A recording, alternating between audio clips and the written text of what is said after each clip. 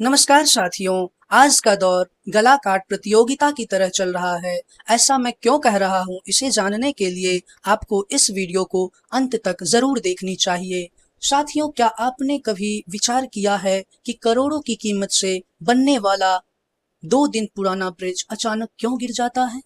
ग्राम पंचायत से लेकर बड़े बड़े दफ्तर में घुसखोरी जैसा अंधा सिस्टम कैसे काम करता है? मुझे तो लगता है आपने यह भी नहीं कभी महसूस किया होगा कि कैसे शासन प्रशासन आम आदमी के साथ अनैतिक रूप से भी पेश आने लगते हैं। स्कूल कॉलेज की महंगी शिक्षा, अस्पताल में महंगी दवाइयाँ, नौकरी के नाम पर प्लेसमेंट का ढोल पीटना और मोटी रकम कॉलेजों द्वारा ऐंठना, यह सब क्यों हो रहा है?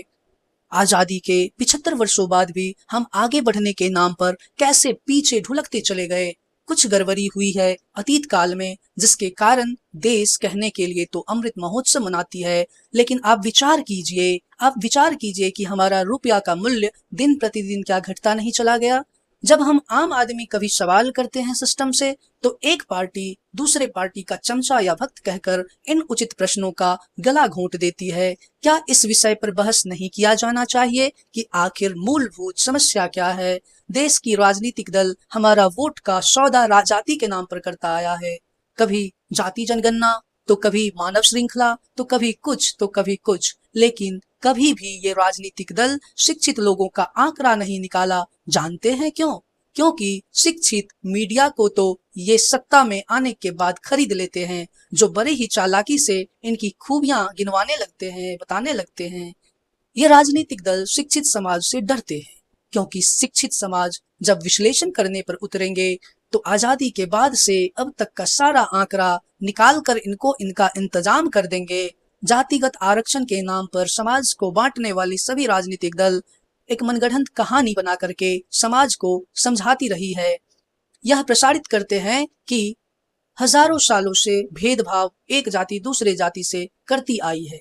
यह सब कुछ तब होता है साथियों, जब चुनाव नजदीक आते हैं, मीडिया आपके दरवाजे पर दस्तक देती है और राजनीतिक लुका छिपी का माहौल का जायजा लेने लगती है।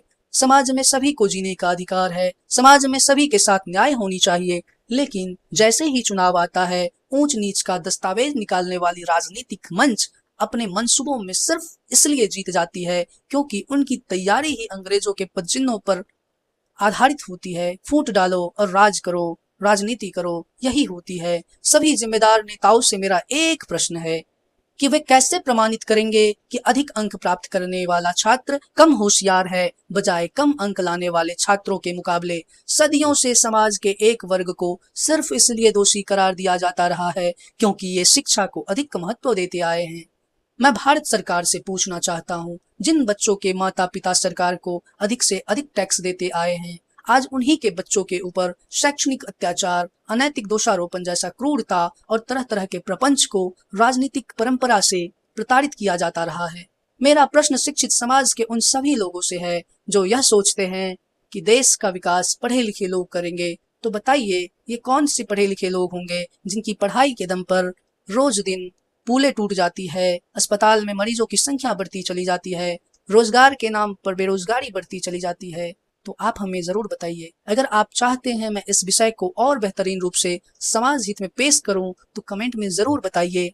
साथियों, मेरा मनोदशा किसी को ठेस पहुंचाना नहीं है, लेकिन मेरा प्रयास यह भी है कि सरकार वाजिब चीजों को चिन्हित करे और समाधान की ओर चिंतन करे। धन्यवाद, नमस्कार, जय हिंद।